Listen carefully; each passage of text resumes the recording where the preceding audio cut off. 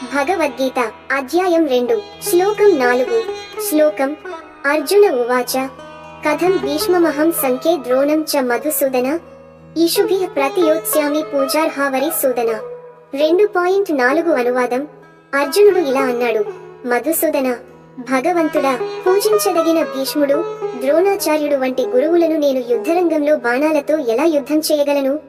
వారిని ఎలా సంహరించగలను? భావార్థం ఈ శ్లోకంలో అర్జునుడు తన ఆత్మ కలహాన్ని వ్యక్తం చేస్తున్నాడు. అతను ధర్మాన్ని తెలుసుకున్న యోధుడు, కానీ తన గురువులతో యుద్ధం చేయడం తనకు అన్యాయంగా అనిపిస్తుంది. వారు తనకు పూజ్యులు, భక్తితో గౌరవించదగినవారు. అలాంటి వారిపై బాణాలు సంధించడం తన ఆత్మకి, తాను నమ్మిన విలువలకు విరుద్ధంగా అనిపిస్తుంది.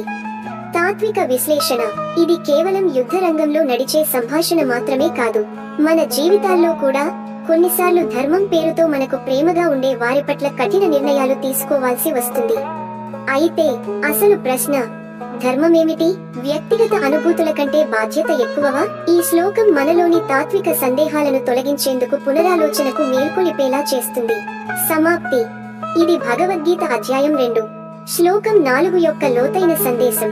ముందు శ్లోకాలలాగే ఇది కూడా మన జీవితంలో ధర్మాన్ని, కర్తవ్యాన్ని మరియు భావోద్వేగాలను సమతుల్యంగా పరిశీలించమంటుంది. భగవద్గీతను తెలుసుకుంటూ మన ఆత్మవికాస మార్గంలో ముందడుగులు వేయండి. ఛానల్ కు సబ్స్క్రైబ్ చేయండి, కామెంట్ చేయండి, షేర్ చేయండి.